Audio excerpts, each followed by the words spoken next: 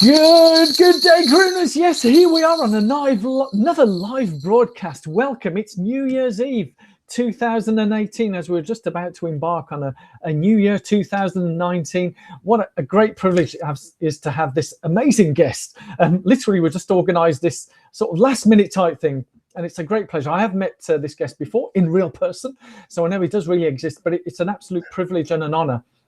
This man has won the London Marathon back in 1983, the golden era of the running time here in British athletics, and if not the world. So this guy's won the London Marathon, and he's none other than Mike Gratton, who runs 209 events and helps people take part in races all around the world. So hello, Mike, and welcome to the show. Thank you. Yes, good to be here. Excellent. So I'm going to kick off with my usual question. Obviously, this is quite different because a lot of people that I've interviewed have come into running late in life. But for yourself, obviously, having been a top athlete, in terms of where you started your running career, I'm guessing it's probably back in school. So how did you start getting into running? How did it progress? Well, it literally was back in school. My father was in the army and we were in boarding school in Germany. And I just found that of all the sports that I was quickest at running. Strangely, I was doing mostly things like 200 meters, 400 meters back then. But I got into long distance running when my father moved back to the UK and I joined Folkestone Athletic Club.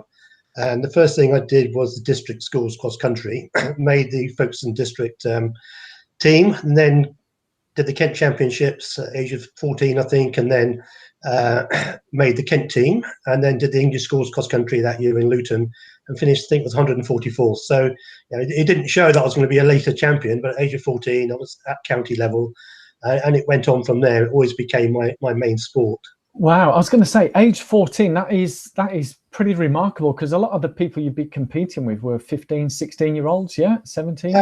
Well, the age group, so I was in the bottom end of the intermediate age group then, so another year in that age group, and I improved immediately. The next year, I'm not sure of the details, but I would have been something like 30th in the English scores. Right. So moved on to seniors. I think my best English scores was about 11th. But okay. So did someone spot that you had a talent there at school? They did. Yeah, the PE teacher said, you ought to go down to the local running club, which I immediately did. We were only training twice a week at that time, and I was doing a little bit of my own running, just going in the streets and running on my own. So I was probably running maybe 4 or 5 times a week, which it became a bit of a trademark, because by the time I'd left school, I won the English scores 5,000 meters in my last year, but I was already running every day and probably 50 or 60 miles a week, which most school children would be doing now. Not many teachers would allow their children to, or parents would allow their children to run at that intensity, but it was pretty normal back then. You say pretty normal. I mean, that is quite remarkable, running those distances at that age. So you already run the 5,000 meters schools. So you were in the era, if I'm right, my memory, from what I can recollect back in the 70s and 80s, Steve Ovett, Cram, Co. They were like the poster boys and girls of the track. Were you of that era as well? Oh yeah. I was Steve Ovett and Seb Coe's age, a little bit older than Crammy, but I went through school with Ovett, and one of the reasons I moved up in distance is I was never going to beat Steve Ovett, because when you get to the last 300 or 400 meters of 1,500 meters, he's just gone. I had a PB of about 50, I think it's 50.6 for 400 meters, which is fast in marathon terms. But if you're up against Ovett, who as a youth was running 46-second 400s, it was pointless actually trying to be a 1,500 meter runner. So I moved up and then gradually kept moving up until I found the distance I could win at. Right. And the distance that you could win at, obviously you won London Marathon, but it took a number of years for you to progress up to that distance. Is that right? It did, yeah. I went through university. I was at college in Sussex, and then actually joined Brighton and Hove and ran with Ovett for Tuesday and Thursday night track sessions.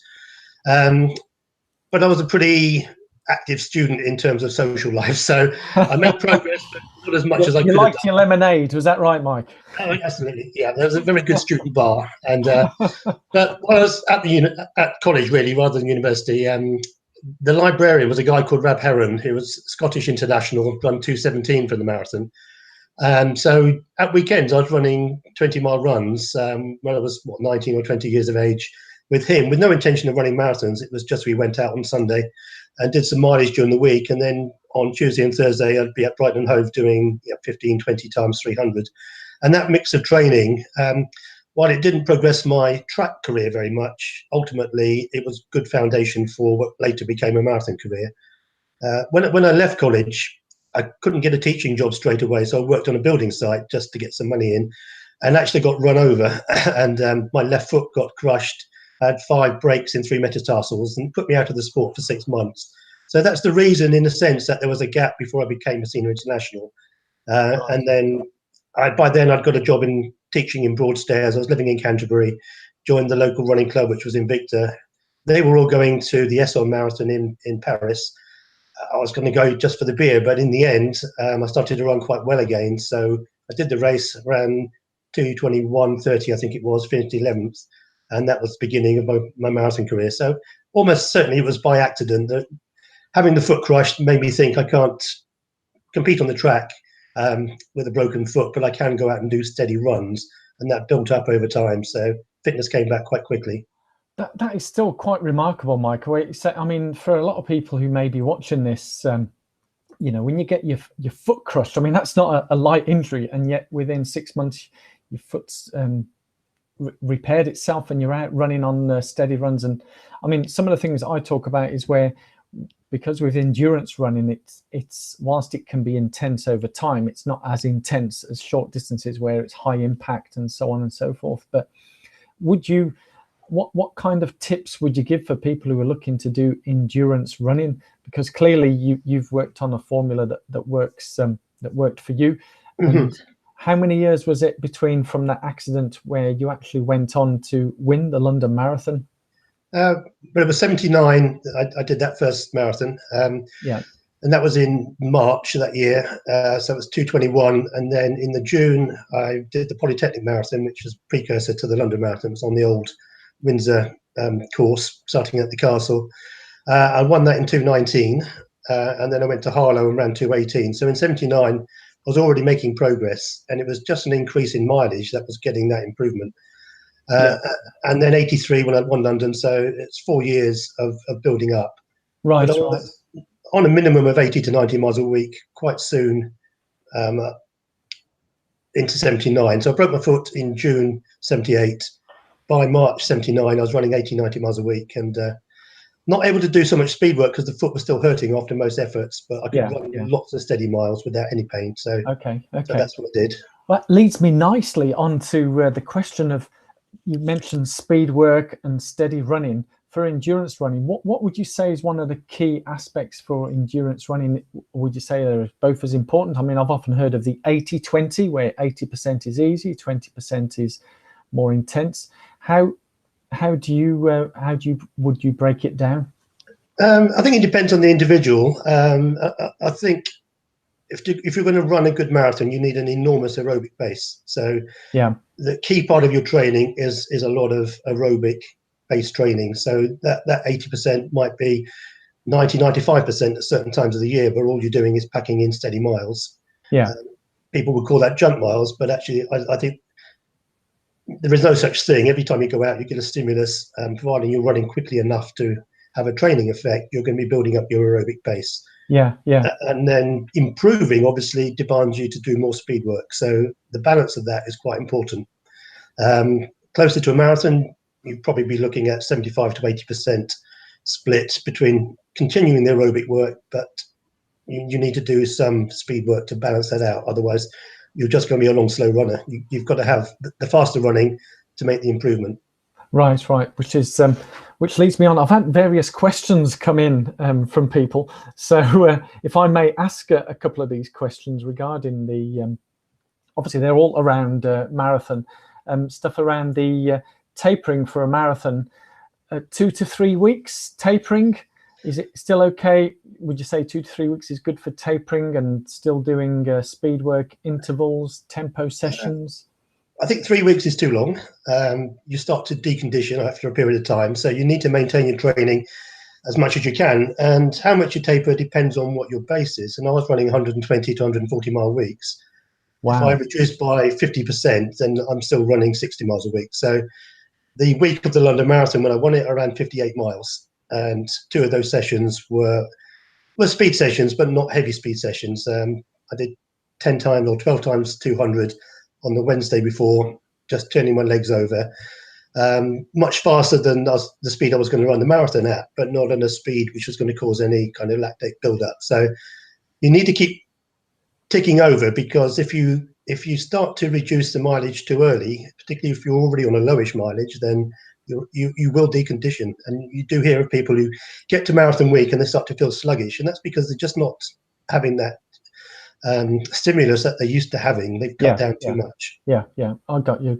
Which comes on to the other question here about some high mileage, 90 to 100 miles in peak for around 4 to 5 weeks. Does that sound too long in terms of high mileage, 4 to 5 weeks? I'd say you need to be doing it for 52 weeks a year. I mean, literally, you build up endurance over a very long period of time, and 4 weeks is going to have a negligible effect on your base fitness. So minimum, I'd say, I mean, I'm joking about that, but I was running 120 miles a week, 2 weeks a year. From an elite runner's perspective, obviously, yeah. I mean, I've got athletes, I mean, I'm coaching now, and they're all on 16-week schedules, and they start off with a lot of longish, slowish runs. So they're doing reasonably high mileage right from the beginning, although they are already fairly established runners. They're not beginners, so they're not starting from zero. And they're working on a mileage base for 8 weeks, and then they will hopefully then have a big enough aerobic base to be able to continue most of that mileage, but introduce speed work on top of that. So it's a stage program where the endurance part of it is the first part of it. 4 weeks is much too short. 8 to 10 weeks would be ideal. And then 6 to 8 weeks, you'll start to push a little bit faster in your training, still doing your long runs, but doing them a bit quicker, and perhaps finishing the last 20 or 30 minutes more at marathon speed. So you're getting used to the intensity of what it's going to be like to run your marathon. Exactly. I mean, as you quickly touched on there, that you do coaching now, and with that coaching, obviously people who are coming to you are already relatively decent runners. I think we're saying they're not absolute beginners. And I just need to stress to a number of people who may be watching this, if you are absolute beginners coming into this high mileage, I'm sure you'd agree, Mike, is not a good idea running those kind of mileage as an absolute beginner, because it would take a period of time to build up to that kind of. You're looking at 2 or 3 years really before you're ready to embark on a proper marathon program.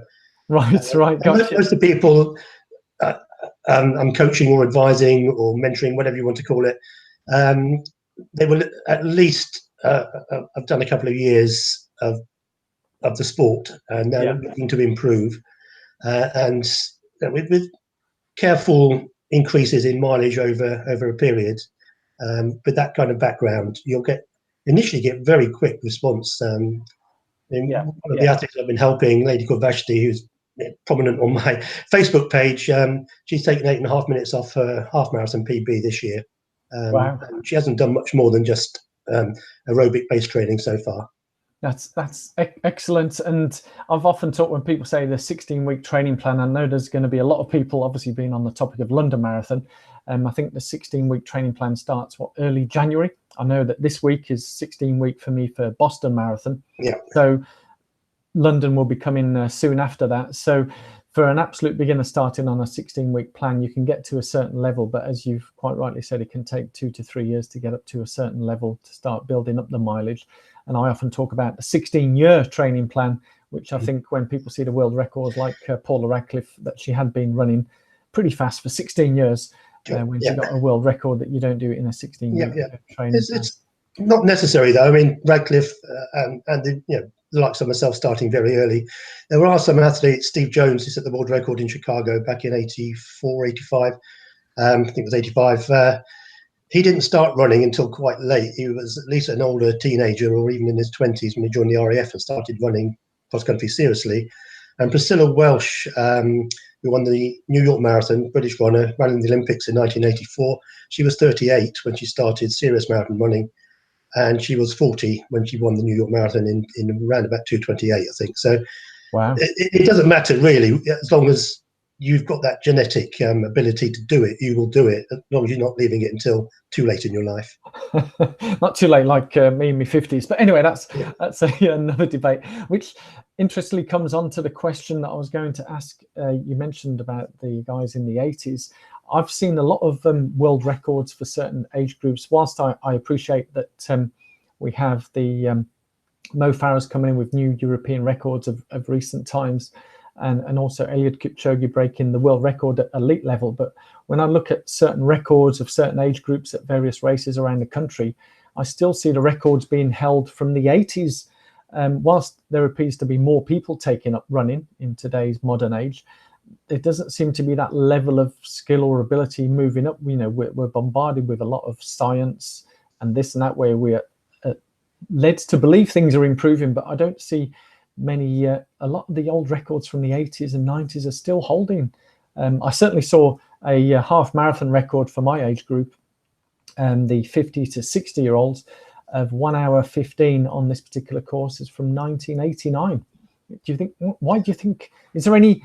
I don't know whether there's one bullet, or I'll leave you to discuss it. Like whether why? I don't know. Holding is it that I don't know. Over to you, Mike. Yeah, no, it's a difficult question. I'm not sure about age groups. I've never really looked into it, because I just when I do races, I want to finish as near the front as I can, and I'm not worried about where I am in my age group. And and I'm 64 now, and I'm thinking I'm 65 next year. I have had a peek at what the record is for the marathon. It's something like 2:38, which I think possibly isn't attainable unless I really get back to high level mileage, and I'm not going to do that.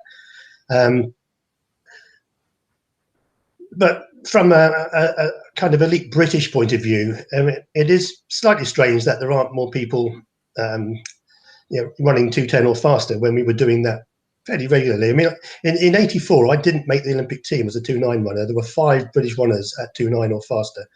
Wow. Charlie Spedding, Jeff Smith, who won Boston, and Hugh Jones, who was 5th in the World Championships the year before, were chosen. John Graham and myself had also run 2:9.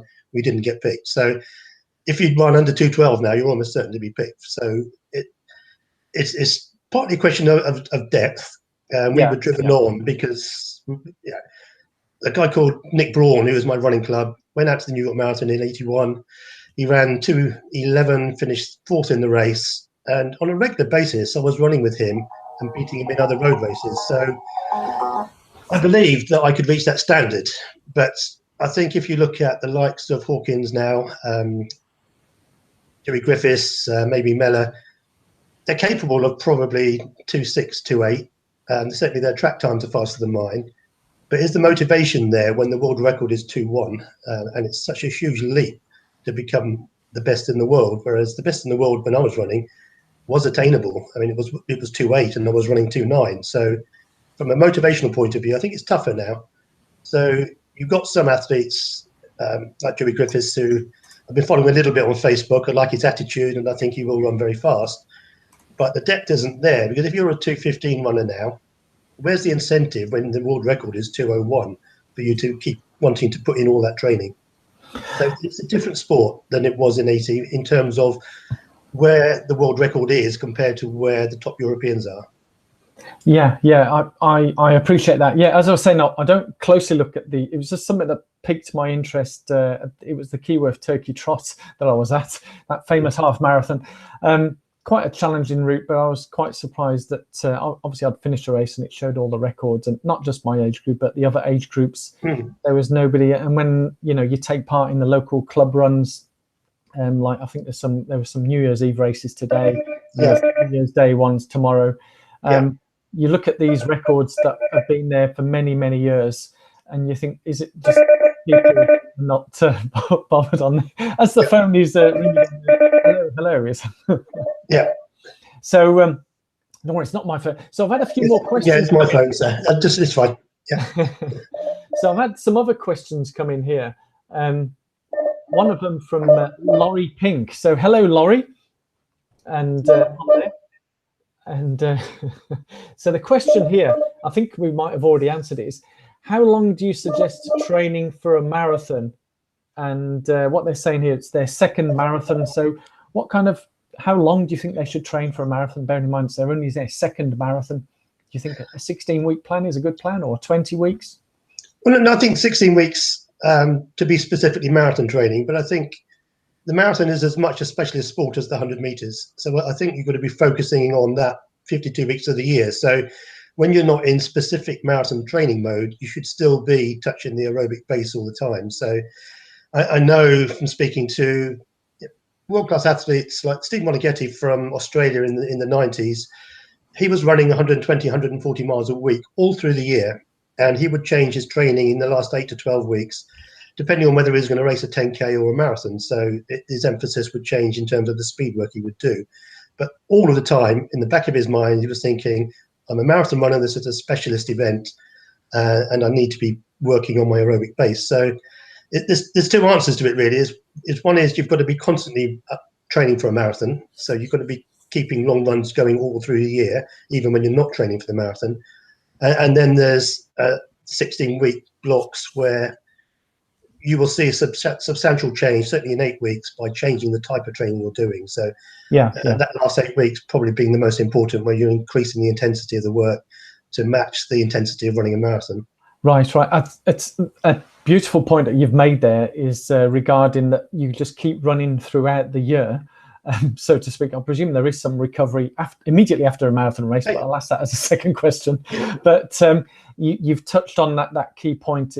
You've mentioned 8 weeks. I've heard some people say 6 weeks, but it's around the same time where you up the tempo of your training for that type of race. So whether it be a 10K or a marathon, is you have a certain speed training for that particular race. Yeah. So thank you for that answer. Very succinct, Mike. I've had a few other people joining on. Oh, we're getting quite a gaggle of people here. So hello, Dan Runs, Paul Coughlin as well, Joe Milton, and so there's Paul Coughlin. You may have come across him as well. He said he's writing all this down. So it's okay, Paul. You don't have to write it all down. You can play this back. It is going to be going live onto YouTube. So here's an interesting question. And it might be quite controversial, but I'm sure you're not averse to controversy. Dan Runs has asked thoughts on the Nike 4% shoes and the breaking records. I did see yesterday there's a American, he's going for Olympic qualifier running. So he's a fast runner. He does YouTube things as well. And he did say, it was only yesterday he spoke about these shoes as well. So I don't know what controversy there is, but this guy quite openly said that he won't be running in those shoes because he feels it gives people an unfair advantage. So he wants to race in the what I call regular shoes. So do you have any thoughts on the Nike? I don't know whether you're sponsored by Nike, Mike, or whether no, I'm not. I used to be, not anymore. But before anyone says, and before the Nike lawyers come at me or whatever, I'm just reading a question that's on here, and it's just thoughts on what people have. Everybody's entitled to their opinions, whether they want to run with them or not. But what are your thoughts on the Nike 4%? Well, I don't know. I was in Valencia a couple of weeks ago for the marathon, and sitting down having a drink with Sean Inglis from The Guardian, who I was doubtful, because I've never worn them, so I don't know. I was doubtful whether actually they could return a 4% improvement. But he said research is showing that actually consistently, regardless of standard of runner, that people with the same training were just running that much quicker, just wearing these shoes. So whether it's true or not, I don't know. I guess as I was a Nike-sponsored athlete back in the 80s, if they brought out a special pair of shoes, then I would have worn them. Not that I was looking for an advantage, but I always want to wear the best that was available to me. Yeah. And at the end of the day, for £250, you can buy the shoes yourselves. So it's available to everybody. So it's your choice, really. Whether they can actually give a return of given that you're at a certain level of fitness, just wearing those shoes, whether they're actually going to improve you or not, I don't know. I really don't know. But technology is technology. Certainly the shoes I started running in, no one would wear them now. You would just think I'm going to get injured straight away. Some of the shoes that are around. So there is always an improvement in technology, in materials used, etc., etc. At what point that starts to give people an unfair advantage, where you can make an improvement without having to increase or improve your training. I don't know how you measure that, and whether it's But as far as I'm concerned, it's available commercially for everybody to try. So it's down to you in the end. Give it a go. I totally agree, Mike. And there are some times when my dad will be 90 in a couple of weeks' time. And when he sees my new shoes arriving and he thinks they're really good, he comes up with a comment. He says, "You do realize the only things that are going to make you fast is your legs, not the actual shoes." So, but as you quite rightly said, Mike, I think it is open to everybody. And if they want to use those shoes, then go with it. I know some people who do love them. There's other people who run in other brands and they swear by those as well. So I think the key thing that I found, and I'm sure you'd agree, Mike, is wearing shoes that are comfortable for you and you feel best in them. Would you say that? Absolutely. Oh yeah. I wear Hockers now, which are a world away from the shoes that you're describing from Nike. And I'm 64 with aging kneecaps, and the softness of the shoes protect me. So you have to go with is good for you. Yeah, those are the Hoka Ones. Is that right? Yeah. Yeah. Oh, yeah. Well, I can't remember how to pronounce it. Hoka One. Yeah, I think. But they were first designed for ultra runners, and they're very light, very spongy. So there's quite a lot of shoe there, but it is, as you get older and your bones need protection, then definitely it's a good shoe for me. Yeah, I was told that it's pronounced One. I used to wear those and they're great shoes, but I've moved back to another brand. But on to the next question. It's quite hot here. So Martin James, hello, Martin. Hello there, Martin. I'm just reading this. And what pace would you suggest obviously, Mike, you mentioned about aerobic base and so on and easy runs. So Martin is asking, what pace would you suggest long, steady runs to be at compared to marathon pace? Oh, good question, Martin. It's a difficult one because it does depend on your marathon pace. And I mean, I had to run 4:55 or so to go under 2:10. So that's what I trained for. And I would regularly be running, say, 45 seconds to a minute slower. So most of my training would have been in the region of 5:40 to 6 minutes if I was doing, say, a 20 or 22 mile run. In fact, most of my training would have been around about that speed. Right. Occasionally slower. I mean, I was a PE teacher at school, so school cross country club was my chance to run very slowly with a bunch of kids and get some recovery time. But most of the times, be running just inside 6 minutes. But I know from doing training camps when we've got runners who maybe a training pace or the marathon pace is around 10 minutes to 12-minute miles, and you ask them to run a minute slower, they're almost walking, so they're not going to do that. Right. So it's better to work on terms of percentage of heart rate or perceived effort. So I would say for most people, running at 75 to 80% of your maximum heart rate, when say threshold is about 85%, you're just below it. You're just comfortable enough. Most elite athletes would talk about conversation pace, where they can run in a group and have a good old chat during their 20-mile run.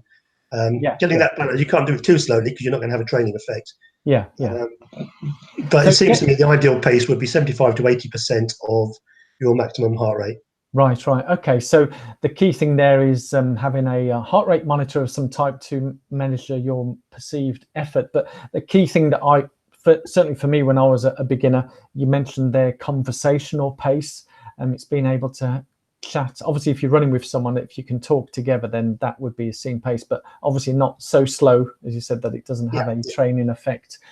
So excellent question there, Martin. I hope that's answered it for you. Another question come in here regarding, obviously you mentioned about if you are a marathon runner, you keep running all year round, but after a particular race where obviously you've really put it on the line, the question here is, how much recovery time do you suggest after a marathon?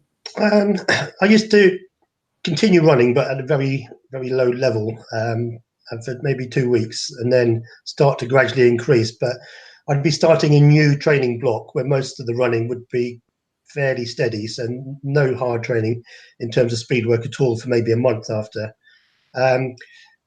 It varied a little bit on marathon to marathon. Soon after some marathons, I would have a period where I did very little training, but maybe go out and run 20 minutes a day. I just like to be close to running. I didn't like not running, so a little bit to keep turning over. I never experienced that, or felt that it made any difference if I stopped for 2 weeks. Maybe, I mean, my legs were still sore, but I quite often ran some fairly fast short races straight after marathons because I had an enormous amount of fitness there. And although you're a little bit tired from the marathon. If you're running short races, thinking I did the national road relays at Sutton Coldfield. I did a short stage there, which is about 3.5 miles, 6 days after winning London, and finished fourth fastest of the day. Another marathon, I did my personal best 3,000 meters time, 8:1.4, within 2 or 3 weeks of running the marathon. So there is a case for your fitness is very high, so carry on doing a little bit more racing. But in terms of training, you do at some point need to recover. So I would say 2 weeks, your choice of whether you run or not run, but any running you do needs to be very easy.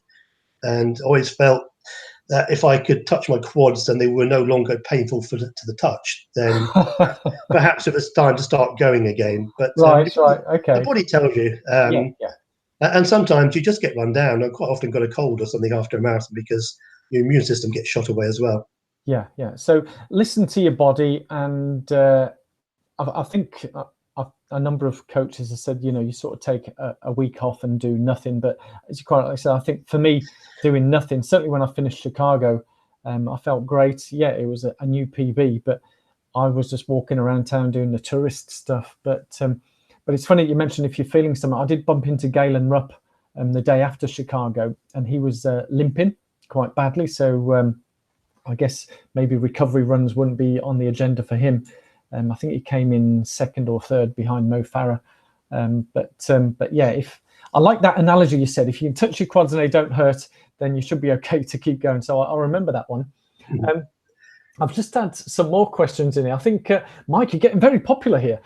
Words getting around. But so if I look at this, Dan says, thank you so much for that. He did see the review about the breaking records. He saw that on the Nike website yesterday. That's all right. So Dan says, thank you very much, Mike, for answering that question. Also, I've got a question here from Go Nuts HFX. So hello, Go Nuts HFX, wherever you are in the world. I think you're one of our American viewers. So with all the types of runs like fartlek, tempo, hill repeats, track work, what workouts are more important in terms of marathon? That's an excellent question, because I was going to ask that. So you've mentioned all the different types of training runs. What this person is asking, what's more important for the marathon? What's the most important?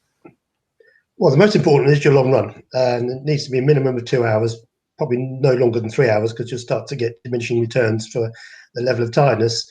In terms of speed work, if you're going to get faster, then you need to do some training faster than marathon speed. Otherwise, you just become a long, slow runner, as I said before. But what you actually need to look at is a kind of periodization, because certain types of speed work, and I would say fartlek and hill work, where you're building strength, come fairly early in the 16, 20-week training plan. And I would do sessions like 15 times up a 300, 400 meter hill with jog back recovery in January for an April, say the London Marathon, for an April marathon. Through to February, early March, I'd be doing something like 20 to 25 times 400 with 100 meters fast jog recovery, which would be about 25 seconds. And that they would be running in 5K pace. So looking at 67 seconds for me in those days. That's about 14-minute 5K pace. Come April, I could be doing 10 400s in 60s, which is far quicker than my 5K pace ever was going to be. I mean, it's 4-minute miling pace. And I found that gradually decreasing the number of reps, increasing the recovery, and running much faster as I got closer to the marathon, just helped from a kind of muscle level, leg speed level. So when I went back to doing my long, steady runs, which I'd be continuing through this period, it just felt easier because I got close to very fast speed. So the two things were balancing out. And at the same time, my long runs would become faster long runs. So I might be doing close to 5-minute miles in the 2 or 3 long runs before the major marathon. And that's because your fitness, your effort level has gone up, hasn't it? Yeah. I started to peak. So I was able to maintain that in say December before an April marathon. There's no way I could run much quicker than say 5:30, 5:40, because you're not working at that kind of level in your other speed work. Yeah, exactly. Hopefully that's answered that question there in terms of. But what have you done, with the fartlek and tempo? I mean, fartlek is just running at a certain speed for a certain amount of time. Yeah, but Parlik's good because you can do it on the country, you can do it on hilly courses, and it's a good strength building exercise. And you can vary it as you please. We used to do it as a small group, 4 or 5 of us in Canterbury back in the early 80s. Through the winter, and we'd go into a place called Blean Woods, which most local runners in Canterbury will know about, and do 30, 40 minutes, just winding the pace up, slowing it down, sprinting up a hill, jogging back down it, just playing with it, really. But that would become more formal interval work after 2 or 3 weeks, where we were then doing the 20, 25 times 400s and having it more measurable. But it's fun to start with. It's getting that balance between building strength in the legs and then ultimately getting more leg speed. And I found personally that after 3 or 4 weeks of running fast intervals, my adaptation had gone up so quickly. I adapted very quickly to that kind of training. So if I was doing faster speed work all through the 16-week block, I think I would have come to a peak too early. So doing it in the last 3 or 4 weeks, even down to the level of doing 4-minute mile training, kind of training I was doing would have suited anybody like Steve Ovett, 10 400s in 60s. He'd probably be doing them in 52s or something. But I was capable even then. I used to train with a guy called Ian Stewart, who was a 353 miler. We shared a house together in Canterbury. He was at the university. I was teaching at the nearby school, and we would be doing 57, 58, some 400 reps. So I was always very quick through my English schools kind of days. I kept that leg speed regardless of the mileage. Yeah. No, that's brilliant, Mike.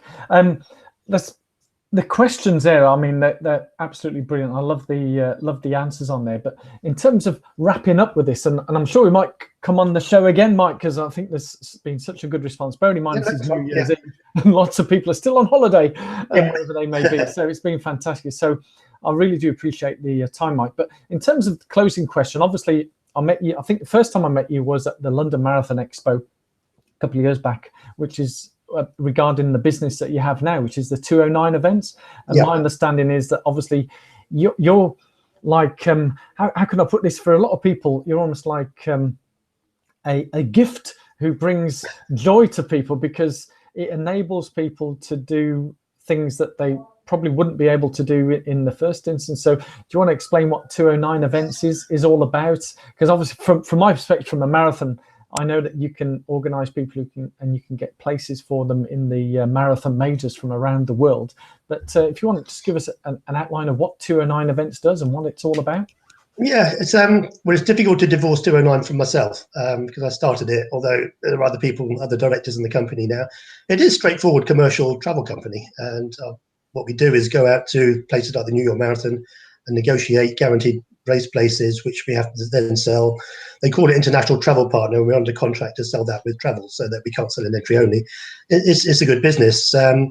Through my history of being an organizer within a running club, I organised the Canterbury 10K race, Canterbury 10 miles back in the day.